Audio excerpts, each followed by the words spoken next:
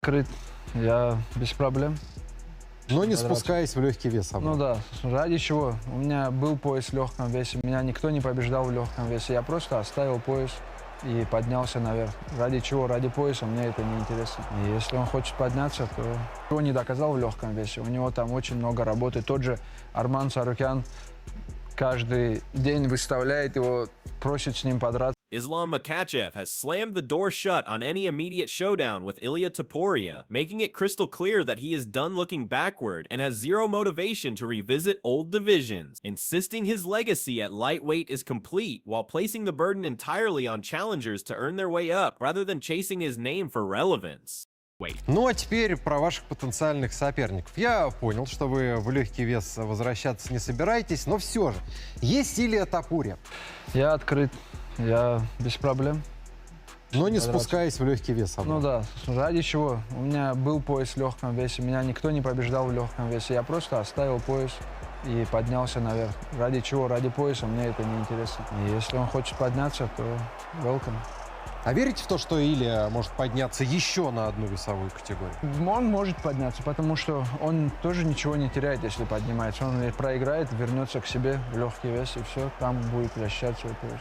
Makhachev didn't just dismiss the idea, he reframed it as a matter of respect for the division, arguing that Topuria still has unfinished business at lightweight and should be proving himself against true contenders instead of calling for a shortcut, reinforcing the idea that champions dictate terms, while contenders earn opportunities through action, not ambition. Но этот бой больше нужен Топурии, как вы сами считаете, чем вам? 100%. Я и так являлся чемпионом в легком весе, и я спускаться точно не буду. А ему, я повторюсь, что он ничего не теряет, если он поднимется. С моей стороны, это не будет правильным звать кого-то с меньшего веса, который только стал чемпионом. Он еще ничего не доказал в легком весе. У него там очень много работы. Тот же Арман Сарукян каждый день выставляет его, просит с ним подраться. In the same breath, Makhachev pointed toward Arman Tsarukyan as the most legitimate and unavoidable matchup on the board, highlighting Arman's persistence, professionalism, and willingness to step up whenever called, framing him as the kind of fighter who embodies what title contention is supposed to look like in a ruthless and crowded division. Ну, знаете, мы изучали соперников, смотрели его бои. До меня он дрался с Белялом. И у Беляла тоже борцовские навыки. Он переводил его. Мандалена хорошо вставал после тейкдаунов. И вставал одним и тем же приемом, там такой переворот. И я его повалил, и смотрю, он пытается сделать этот же переворот. Но я уже был готов к этому и защищался. И я понял, что у него ничего другого нету кроме этого переворота. И про себя говорю, и это все, больше ты ничему не научился, больше у тебя нет других навыков, чтобы встать в стойку. И тогда я понял, что он там надолго.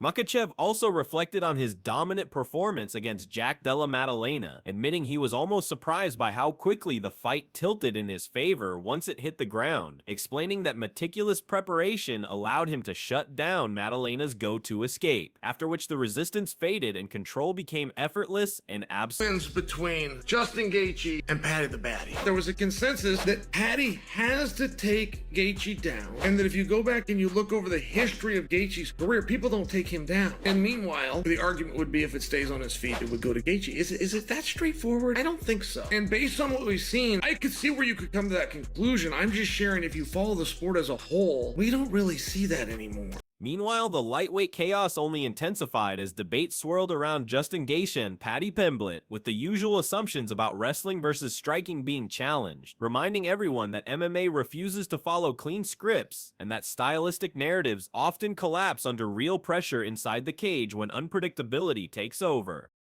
And hopes others will follow suit. We see him weigh in 2 weeks as a backup fighter for UFC 324. What's his situation? Can we please forgive him? Whatever he did to get himself in this weird purgatory, can we also remember that he agreed to be a backup fighter, that he did a training camp, that he flew out to Las Vegas, he went through the commission, he made weight, he was ready to go in on a moment's notice. You get something for that. I want him to get something. I want him recognized. I forgive Arman Tsarukyan. I want other people to forgive him.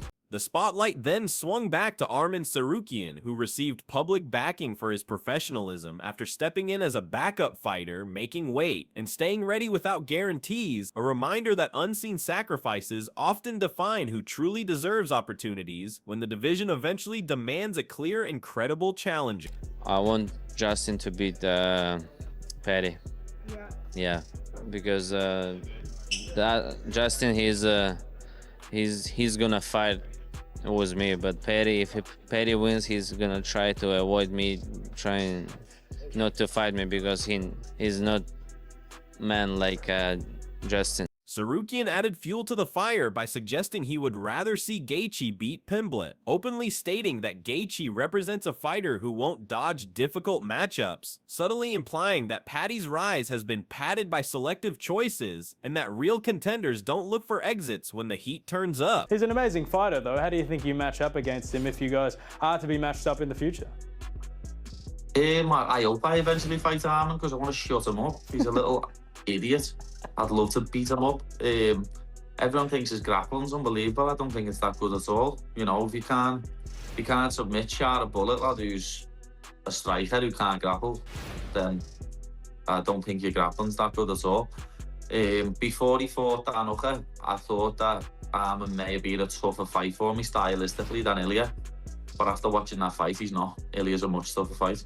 Paddy Pimblett fired back hard, openly questioning the reputation of Tsarukyan's grappling and claiming recent performances changed his perception entirely, arguing that the supposed danger doesn't match the hype, and suggesting that when styles are examined closely, Tsarukyan may not be the nightmare many believe him to be. I just want to say he has no grappling. He trains with guys. He never compete even the high level. He never compete in jiu-jitsu or grappling. I saw him. He had a fight, grappling fight, and he tapped or he lost. So he's a trash can in the grappling and the wrestling. Paddy Pimblett fired back. That back and forth escalated quickly as Tsarukyan returned fire by criticizing Pimblett's ground game and accusing him of avoiding elite competition, insisting that true grapplers seek out the toughest tests available, not favorable matchups, and that illusions eventually shatter when exposed to the highest level of resistance. He's been grappling a lot. I know you don't want to talk about him, but how do you feel about his, his grappling tournaments, Steve? Lad, I heard he nearly got triangled by what's his name? Shara Magomedov. Yeah, he nearly got triangled by him, and he can't grapple to save his life either. It's a tough He's a one. striker, and he nearly got triangled by him. You know what I mean? Yeah. Have you ever got any interest of taking those sort of exhibition type things? You know, RAF have got this kind of like grappling thing. Is there ever been like a reach out for like let's do a grappling match for Pimblett, or is that? I don't know. Before I was in the UFC years ago, when I was coming back from an injury, I done Polaris one time against Stevie Ray. He caught me in a leg lock. That's like the only one I've done in the past 10 years or something like that.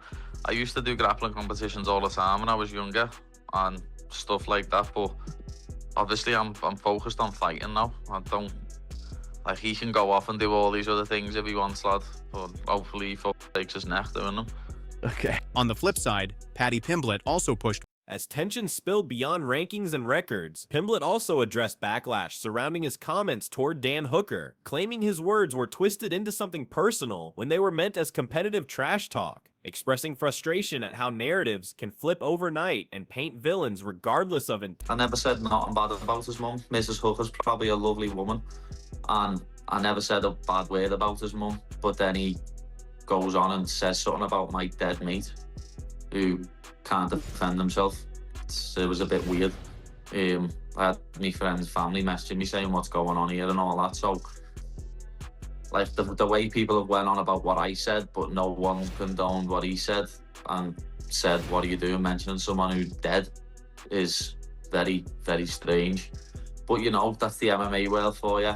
No matter what I do, no matter what I say, people will make me look like the worst man alive, when I just used an analogy for how bad Dan Hooker's grappling is. Pimblett doubled down by reframing the feud, arguing that lines were crossed far more seriously by others, and questioning why his name became the focal point of outrage, portraying himself as a lightning rod for controversy in a sport that often thrives on chaos, but selectively chooses who to condemn. Dan Hooker's beneath me now, especially when I win this belt. He's 5-5 in his last 10. He's an absolute crab. You know what I mean? People are calling Michael Chandler washed, and Michael Chandler knocked him out in 2 minutes. So what's Dan Hooker? You don't mention dead people. And that's what Dan Hooker's done. Dan Hooker's mentioned a dead person and basically tried to say it was my fault he killed himself, saying that I'm not a good friend. Like, that's below the belt. What I said was nothing to do with his mum. Never said a bad word about his mum. What I said was an analogy for how bad his grappling is. And somehow, I'm the bad guy and I'm the one who's in the wrong when he's mentioned my dead friend. The rivalry with Hooker continued to simmer as Pimblett dismissed Hooker's recent run, framing himself as operating on a different level entirely, especially with championship ambitions in sight, and insisting the conversation should be about skill gaps and trajectories rather than moral outrage, fueled by headlines. And lad, people are saying, like, just engage, he's older than that, lad. He's 2 years older than Dan Hooker. That's true. Dan Hooker Dan Hooker couldn't grapple a rapist off his ma. You know what I mean? Okay, strong statements about Dan Hooker there. Beyond that feud, Pimblett set his sights higher by openly targeting Ilia Topuria, acknowledging Topuria's achievements inside the cage while drawing a sharp line between professional respect and personal disdain, suggesting admiration for the resume does not equal respect for the man behind it. No, he was number 7. You know, I don't actually give a fuck. I hate everyone ranked in front of me. Yeah, I like it. You know what I mean? That's just, so you can like me then. If you're behind me, great bloke. Some sweat, great bloke. You then. Great bloke, absolutely love it. The second you get above me, I'll fucking hate your guts. I hate that your head's attached to your body. I like the style. I like the style. Pimblett further dismissed the idea of Topuria thriving at lightweight, emphasizing size, physicality, and the unforgiving reality of weight classes, warning that stepping up without acknowledging those differences can turn confidence into disaster, especially against opponents who know how to impose their mass and strength relentlessly. And he made it into an issue, it wasn't me. You know what I mean? He made it into an issue when he tried to jump me with like 10 other people when I was stood on my own. He's lucky that I was on my own that day, because if I would have been with my team, we would have battered them all. So it's all from that. And, you know, as a fighter, I respect him. I think what he's done's brilliant. Like, I'd love to do what he's done, and I'm planning on doing it. But as a person, I think he's fake, and I think I'm going to beat him up. The episode closed with broader implications across divisions, as lingering rivalries, rising contenders, and outspoken veterans all collided in a reminder that MMA is driven as much by ego and narrative as it is by skill, setting the stage for explosive matchups, where every word today becomes fuel for violence tomorrow. Like with Ilia looks like.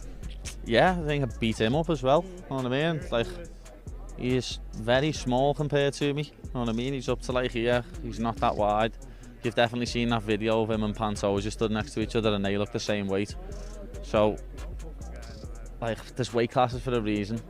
And if he wants to fight me at 155, it'll get seriously messy on us. What makes it so interesting, you know, you coming to the division, with a few wins, you and Hamza, that could be a massive fight, right? Yeah, you know, we were supposed to fight at welterweight in the past. You know, they were talking about making that fight happen. So I love that fight. I think it's a great fight for me. He's not going to take me down and hold me down. I'll get right up. You know, collegiate wrestling teaches you fight the hands, you know, look for underhooks, get right back to your feet.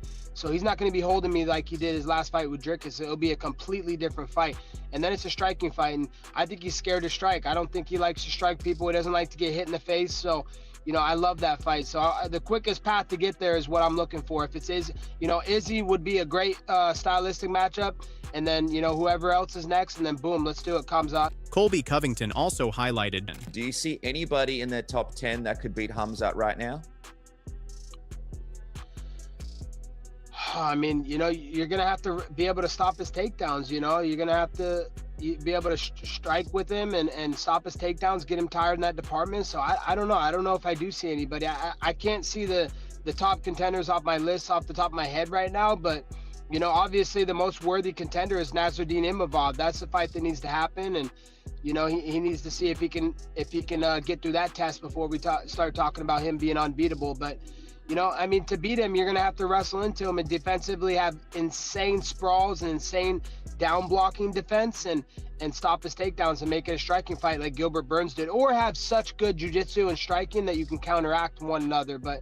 unless you threaten him with submissions or takedown defense, he's just going to be walking through that division. I think someone like Israel Adesanya, that's someone that intrigues me, a former champion, like myself, someone that generates hype, has a following, has a platform and a brand. So, I think the Izzy fight makes a lot more sense than anything. And it's someone I don't really like. He's talked a lot about me in the past, so let's see if he can actually back that talk up. Level. I think we do it in the UFC in June, and I can just absolutely rip that guy apart and send him packing and end his career. So, that's what I'm looking forward to doing, because I don't think that he would ever in a million years wrestle me. But as far as fighting, the UFC, I think, isn't super happy with him. So they'll probably, there's a chance that they'll just make him fight me. Wow. So you're saying White House card, you versus Colby. That's what you're referring to. Yeah, absolutely. As we were doing the press conference post event, he said that that he's coming up to middleweight, and so all the wrestling people there asked him, said, "Why don't you fight Bo?" And he was like, I don't know, he's not on my level. It's like, all right, bro, I'm not on your level. I'm an easy check. So let's get in there, and I'll embarrass you in front of the entire world. Yeah, exactly. I mean, it's just embarrassing. Bozo Nichols is a complete coward. He's a quitter. The fact that he didn't want to wrestle a guy who missed weight by a couple pounds, the guy's 17 years older than you. He's like almost 50 years old. Why are you worried about a guy that's almost 50 years old? You should want to do good business for the Real American Freestyle brand. Like, you pride yourself on being ready and wanting to be a company man, but you're not showing up for the company. That's 2 times in a row he's pulled out to wrestle Yoel Romero on the Real American Freestyle platform. So it's embarrassing, but it makes sense. We all know Bozo Nichols a quitter. The first time he had a little adversity in his fight career against, sorry, I want to apologize to Renner de Ritter here. I want to apologize, because before I called him a Dutch kickboxer, I didn't know he's a grappler.